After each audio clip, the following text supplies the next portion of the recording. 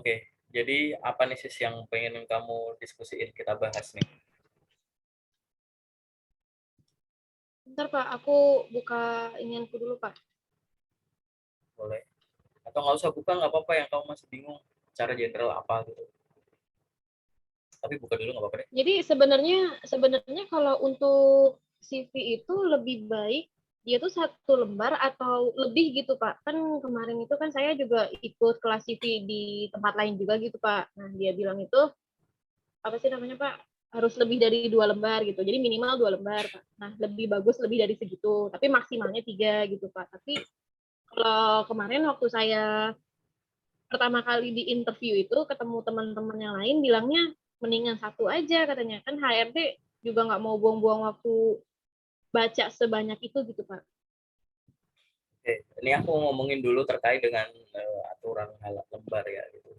Jadi lembar itu jadi gini, nggak ada aturan baku yang spesifik bahwa CV seorang fresh graduate atau misalkan kamu lulusan baru dengan pengalaman kurang dari 1 tahun, 2 tahun gitu harus 1 lembar atau berapa. Jadi patokannya tuh gini, CV itu maksimal 3 lembar, udah that's it gitu. Nah, sebagai seorang fresh grad, kamu fresh grad nggak sih? Kenapa Pak? Kamu fresh graduate nggak? Iya, baru Ya, lulus nah, November tahun kemarin Pak. oke gitu. Nah, sebagai seorang lulusan baru, disarankan CV itu 2 sampai 3 lembar gitu. Gitu. Nah, CV 1 lembar biasanya itu kalau aku ngomong aturan global ya gitu. Jadi CV 1 lembar itu cuma digunakan oleh orang dengan level C, kayak CEO, COO, CFO. Jadi orang-orang hebat doang dalam tanda kutip ya, yang jabatan top itu yang cuma 1 lembar gitu. Tapi aku nggak tahu gimana di Indonesia tuh beberapa tahun terakhir tuh mulai terkenal gitu, CV cuma 1 lembar. Nah, jangan-jangan yang di Indonesia ini nggak bisa bedain ya CV sama resume itu gimana gitu. Gitu. Nah, yang paling parah lagi adalah udah CV-nya 1 lembar, yang dikejar dalam tanda kutip yang jadikan fokus bukan isi CV-nya, tapi lembarnya gitu. Kalau kamu berdasarkan kamu udah tahu nih informasi apa yang harus dimasukin di CV, ya info pribadi, pengalaman kerja, bla bla bla bla ya. Kamu masukin dan kebetulan kamu tuh jago desain ya. Tata letaknya bagus, dengan pengalaman yang ada, dengan kemampuanmu mendesain CV-mu, 1 halaman cukup, ya udah nggak masalah. Tapi kebanyakan adalah apa gitu ya dari yang aku review gitu. Dia ngejar 1 halaman, loh kok informasi ini nggak ada gitu. Iya kak, udah nggak cukup gitu. Jadi aneh gitu. Jadi halaman itu yang dikejar gitu. Ada informasi penting, tapi halamannya nggak cukup. Yang dikorbanin adalah informasi pentingnya. Karena kamu ngejar halamannya, itu yang salah gitu. Kebanyakan itu kayak begitu. Jadi apakah CV itu harus 1 halaman? Jangan fokus sama halamannya. Yang dikejar itu bukan itunya, infonya. Halaman itu hanya jadikan patokan gitu. Sehebat-hebatnya kamu sebagai seorang lulusan baru gitu ya, dia harusnya sih nggak sampai, maksudnya 2 sampai 3 halaman itu kamu udah ngomong banyak banget, kamu udah nunjukin kamu sangat produktif pada periode-periode kamu kuliah atau di pendidikan sebelumnya sebelum kamu masuk ke dunia profesional gitu. Jadi udah lebih dari cukup gitu. Kalau misalkan nanti akhirnya jadinya jadi 3 halaman, boleh nggak? Ya bagus, nggak apa-apa. Kalau nanti akhirnya jadi 2 halaman, ya nggak apa-apa. Kalau jadi 1 halaman, ya nggak apa-apa. Tapi 1 halaman itu hati-hati, oke? Seorang lulusan baru, kalau buat CV jadi 1 halaman itu hati-hati. Gitu. Kemungkinannya itu cuma 3. Pertama, memang pengalamannya itu udah bagus dan kamu jago bikin desainnya, sehingga 1 halaman itu cukup. Yang kedua, kamu ngejar halamannya, gitu. Pengalamanmu bagus, tapi kamu ngejar halamannya, jadi banyak informasi yang dikorbanin. Nih, banyak banget nih nomor 2. Yang pertama, pengalamannya bagus, jago bikin CV-nya, bisa jadi 1 halaman. Satu, pengalamannya bagus, ya, tapi ngejar halamannya. Akhirnya banyak informasi yang diprioritaskan, dimasukin, ternyata malah nggak informatif, bukan esensi yang dicari, gitu ya. Informasi pentingnya malah dibuang, nggak dimasukin. Sehingga kita anggap kamu tuh kemampuanmu cuma levelnya segitu, padahal enggak. Hanya karena kesalahan dia memprioritaskan ngejar halamannya. Atau orang yang ketiga, maaf nih, waktu kuliah kamu nggak produktif, organisasi seadanya, kegiatan kuliah pulang, sekolah pulang. Jadi dia nggak perlu jago desain kayak orang nomor 1. Ya informasi dia yang bisa dimasukin cuma 1 halaman gitu. Gitu. Yang artinya apa? Ini nomor 2 sama nomor 3 ini rentan. Rentannya apa? orang yang punya pengalaman banyak, kalau dia berfokus pada ngejar halamannya dan salah prioritas, dia dalam tanda kutip bisa dianggap setara sama anak yang nggak produktif waktu kuliah atau waktu sekolah pendidikan dia terakhir. Karena selevel ini jadi kelihatannya, ya kan? Gitu. Iya. Karena apa ya? Karena ngejar halaman, satu ngejar halaman, dia enggak. Dia pasrah aja, cuma emang cukupnya segitu. Yang ini ngejar halaman, yang salah prioritasin info. Tapi di depan CV, kalau udah di depan rekruter, aku user, aku bukan rekruter, di depan rekruter atau user ngelihat, kita nggak bakal nebak-nebak orang kan. Ini anak kayaknya punya pengalaman yang belum ditulis deh. Ini kayaknya punya, nggak bakal gitu. Kamu itu adalah apa yang ada di kertas itu, gitu, ya kan, gitu. Jadi akhirnya kalau misalkan kamu nggak mau disetarain sama sama orang yang ini tadi nomor 3 ini, gitu ya, ya tadi gitu. Halaman itu dijadikan patokan kamu saja, guidance saja untuk kamu membuat CV. Kalau akhirnya jadi 2 halaman nggak masalah. Nggak ada yang bilang 2 halaman salah. Gitu. 3 halaman salah nggak ada yang bilang segitu. Gitu. Gitu sih jawabannya sih yang general ya. Oke. Soalnya kan takutnya gitu Pak, kan ada yang bilang kayaknya apa sih takut too much information gitu Pak. Jadinya katanya lebih baik satu gitu Pak. Gitu loh. Jadi Loh, too much itu levelmu match seberapa sih?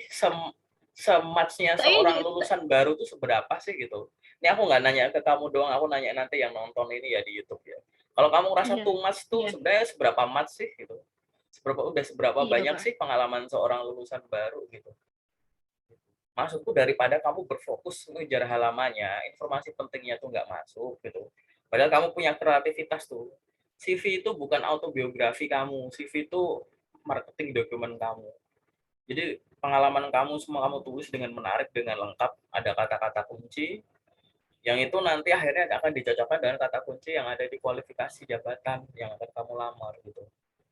Nah kalau misalkan cuma ngejar halamannya kayak gitu, sangat riskan gitu.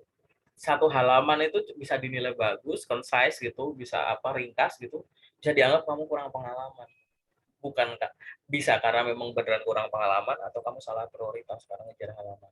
Daripada beresiko ya udah jadi 2 halaman, kenapa enggak gitu. Gitu sih simpelnya seperti itu.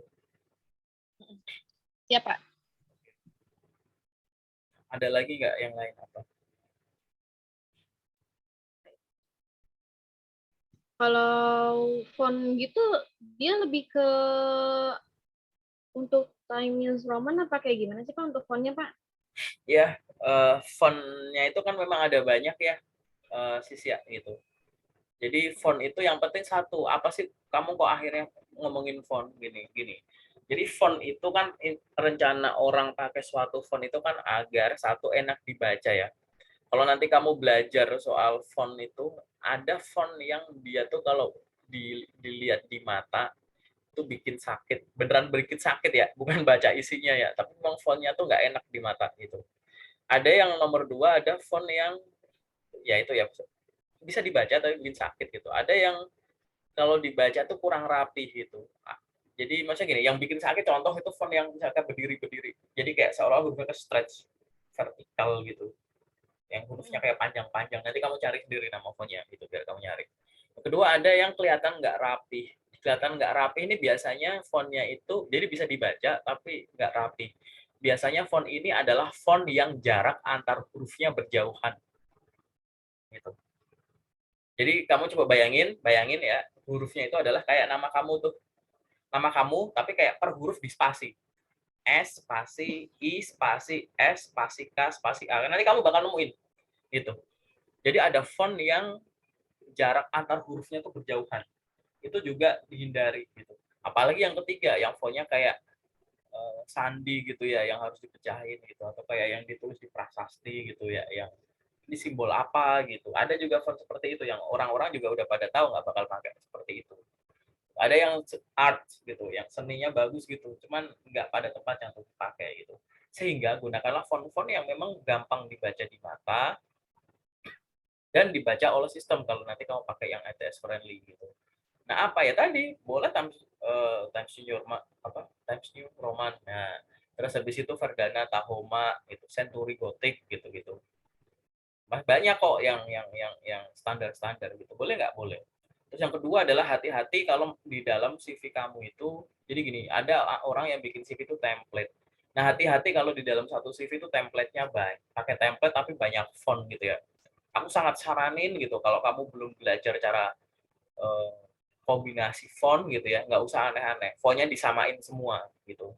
Kan itu ada seninya, ada ilmunya. Biar kamu tahu font ini tuh cocok dipasangin sama font ini gitu. Itu ada ilmunya nanti kamu belajar gitu. Cuman kalau biar aman, fontnya seragam aja. Jadi kalau mau desain CV itu, pertama fontnya diseragamin, ukuran font hurufnya juga seragam gitu. Jadi kamu nulis info dulu dari atas sampai bawah, pastiin semua fontnya satu jenis font gitu. Nah, kamu mau pakai Tahoma gitu ya, Tahoma semua. Ukurannya sama dulu, Tahoma 12, Tahoma 11, katakanlah Tahoma 12 gitu. Nah, setelah itu kamu baru mainin tuh di situ mana yang jadi header per judul gitu ya. Gitu. Jadi ada personal info gitu kan, ada work experience gitu. Oh, yang judul-judul begitu fontnya aku setingkat lebih tinggi, terus hurufnya aku kapital, aku uppercase semua gitu kan. Terus aku bold misalkan gitu. Baru kamu main anomalinya gitu. Tapi yang jelas font kayak tadi ya gitu. Itu sih sis. Sederhana. Iya, Pak. Apalagi sis kira-kira sis. Terus kalau yang untuk misalkan nih Pak, Hmm, kan saya juga pernah ikut kelas CV lagi tapi di beda tempat lagi gitu Pak. boleh. Oh, Nah, bagus. harus Kamu pembelajar yang harus bagus loh. Suka belajar itu bagus. Terus saya orangnya nggak bisa ngestak satu tempat aja gitu Pak. Jadi saya harus banyak belajar gitu Pak. Nggak bisa diem aja gitu. terus bagus. Nah, terus saya pas belajar itu terus dibilangnya katanya harus pakai apa namanya tanggal lahir kan biasanya kan kalau di loker itu kan suka minta untuk maksimal umur sekian gitu Pak. Jadi kita harus mencantumkan tempat tanggal lahirnya juga, mencantumkan apa namanya? Mencantumkan tanggal lahirnya juga, terus mencantumkan kalau misalkan kayak belum menikah kayak gitu-gitu itu sebenarnya wajib juga gitu nggak Pak? Dimasukin ke dalam CV atau enggak gitu Pak? Oke, CV itu berisikan informasi pribadi juga gitu ya. Nah, informasi pribadi yang standar itu minimal ada 5. 5 itu apa? Tempat tanggal lahir, alamat, alamat email, nomor telepon, sama sosmed. Sosmed paling gampang LinkedIn lah gitu. Ini adalah 5 informasi standar basic yang harus ada pada CV. Sehingga pertanyaanmu dijawab, harus nggak ada tempat tanggal lahir? Ya, gitu. Alasannya kayak tadi, betul-betul. Itu salah satu alasannya itu. Bahwa tempat tanggal itu harus ada di dalamnya, karena loker itu dia akan jujur gitu. Dia akan nyebut bahwa usia maksimal sekian gitu. Misalkan ada S1 maksimal 25 tahun, S2 maksimal 27 tahun, misalnya ada program manajemen training yang suka kayak gitu. Ya, ikutilah gitu. Nah, sekarang kalau nggak ada gimana gitu. Ini asumsinya adalah, ini yang nomor satu, yang selanjutnya adalah CV-mu jangan diupload ke LinkedIn, itu salah gitu ya. Tapi di CV kalau nggak ada ini, salah gitu. Ini 5 ini mandatory, sifatnya wajib harus ada di CV. Kamu nggak usah ngomongin CV luar negeri, kecuali kamu ngelamar di negara lain gitu, beda gitu. Negara lain mah nggak ada foto, nggak apa-apa, nggak ada informasi personal kayak itu, nggak masalah. Nah, selain 5 ini, apakah wajib dimasukkan? Tidak usah gitu. Gender, suku, agama, marital status juga nggak usah sebenarnya gitu. Oh, berarti Terus marital status nggak usah agama ya Pak? nggak usah gitu. 5 ini saja. Kecuali ada loker tertentu yang dia ada, misal kamu jadi frontliner, jadi pramugari, jadi public relation gitu, jadi personal assistant gitu, yang dia menyebutkan bahwa berpenampilan menarik gitu misalkan, atau yang menyebutkan sesuatu. Nanti ada informasi keenam nih, postur kamu masukin, taruh bawah sendiri, tinggi badan, berat badan gitu. Dan ini kondisional gitu. Ini hanya untuk loker tertentu masukin postur. Tapi kalau nggak usah. 5 ini aja yang mandatory gitu. Selain itu nggak usah. Berarti kalau di CV ATS juga kayak gitu berarti Pak? Iya, loh ATS sama enggak itu kan cuma sistem penulisan nggak sih, sama yang ngefilter siapa? Iya sih. Desain yang Iya ngefilter sih. mata, ATS friendly yang ngefilter mata, yang ngefilter si software kan, sistem kan gitu. Tapi akhir-akhirnya juga dilihat sama mata rekruternya kan nanti. Akhir-akhirnya juga dilihat sama mata usernya. Nah, kalau coba iseng aja gini, pertanyaanmu kayak gini, informasi pribadinya hilangin semua aja. terus dibikin desain sama dibikin ATS friendly. Kira-kira bagus nggak? Itu kan hanya untuk memudahkan memfilter, gampang difilter, tapi kalau isinya yang dicari tidak sesuai harapan, buat apa gitu. Gitu loh maksudku. Jadi isinya harus bener dulu, karena kalau isinya salah mau dibikin ATS, mau bikin gini mah nggak lolos aja gitu. Gitu. Sehingga tadi yang dikejar tuh informasinya, bukan halamannya, bukan masalah jenis CV-nya, desainnya gimana gitu. Gitu ya. Terus kalau untuk pengiriman lewat email gitu, lebih baik dikirim satu kali aja gitu Pak? Apa mendingan frekuensi gitu Pak? Jadi ada waktu-waktunya gitu Pak? Misalnya gimana? Iya, misalkan kan saya nih mau lamar BUMN gitu Pak untuk bidang ini gitu, terus saya ngirim lewat email gitu Pak. Kan dia pasti ada rentang pendaftarannya, ada rentang apply-nya dong Pak gitu. Jadi mendingan apply-nya sekali atau berkali-kali gitu loh Pak. Yang berkali-kali itu gimana ya? Ini ada satu periode buka nih. Buka di bulan Januari misalkan gitu. Kamu apply berkali-kali itu selama di bulan Januari, apa nanti ada bukaan bulan lain kamu ngelamar lagi juga gitu? Enggak, misalkan ada rentang waktunya gitu Pak. Misalkan dia bukanya dari 1 Januari sampai tanggal 31 gitu Pak. Nah, takut apa sih namanya? Punya kita terlalu ke bawah gitu. Jadinya kita ngeplay lagi gitu Pak. Jadi nanti biar tetap terdetek di emailnya gitu Pak. Dalam satu periode yang dibuka gitu. Iya. Ya nggak usah lah, buat apa itu kayak begitu? Siapa yang ngajarin? Nggak pernah dengar aja Pak, tapi saya belum pernah ngelakuin itu Pak. Iya, nggak usah dilakuin kalau itu, kecuali ada dalam satu periode kamu lamar gitu kan. Nggak ada respon tuh. Tapi kok dia ada periode bukaan lagi posisi yang sama nih. Coba lagi nggak apa-apa. Ya, kalau itu tahu Pak. Iya. Tapi kalau masih dalam satu periode buat apa gitu? Apa jaminannya juga kamu nge-spam kayak gitu? Kan cuma sekali aja itu kan kayak gitu. Nggak usah kirim spam juga gitu. Cuman kalau kamu mau riset satu perusahaan mau kamu gituin ya nggak apa-apa. Kali aja jawabanku salah kan. Buat Saya riset takut di gitu. blok aja Pak. Iya. Saya takut di blok doang Pak. Buat riset kalau mau gitu. Aku belum pernah riset yang kayak gitu sih gitu. Aku pernah dengar beberapa pertanyaan ada gitu, tapi jawabanku masih sama ya. Sekali aja buat apa itu. Kecuali mau memastikan memang beneran udah terkirim gitu. Kayak waktu itu ada yang nyoba kayak 2 kali gitu, tapi nggak kasih setelah, jadi habis send gitu. Dia beli saat yang sama gitu. Tapi kalau yang berjeda, misal kamu ngirim tanggal 1, satunya ngirim tanggal 31 gitu ya. Buat apa?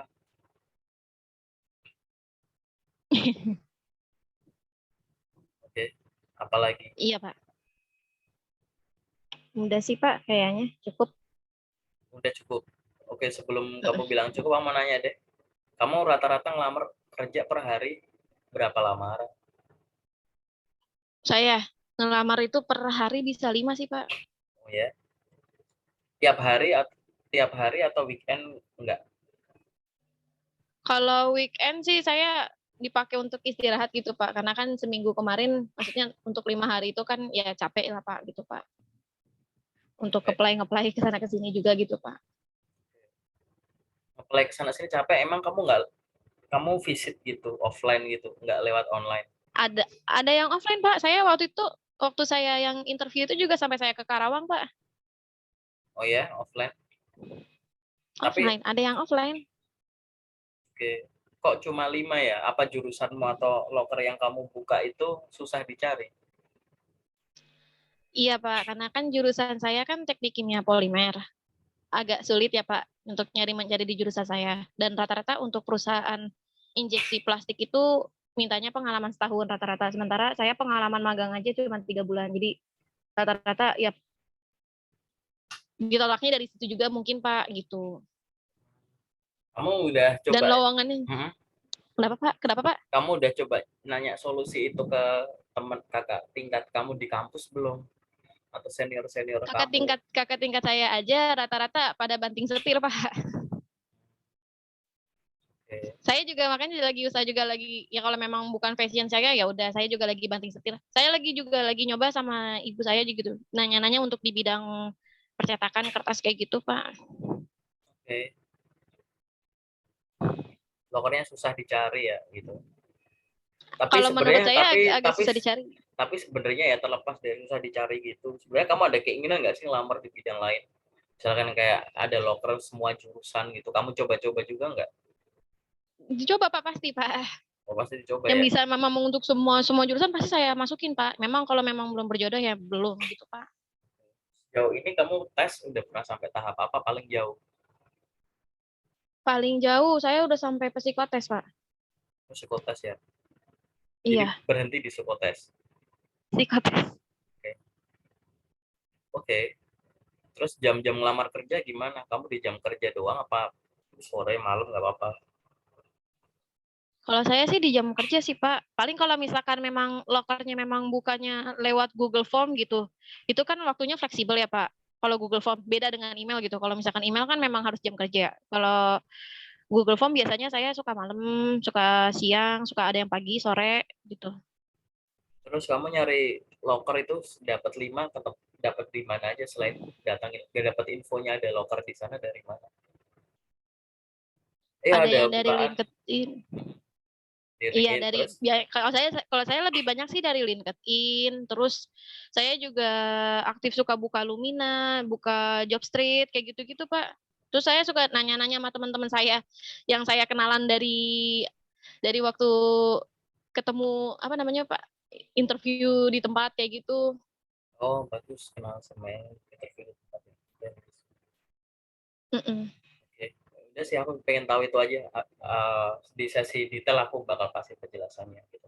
Ada lagi nggak yang sifatnya umum kamu bingung soal CV atau soal LinkedIn-mu? Nanti kalau LinkedIn nanti yang di spesifik aja kali ya, Pak. Oh, mau spesifik ya udah, oke. Ya udah Mm-mm. itu aja berarti ya yang general ya.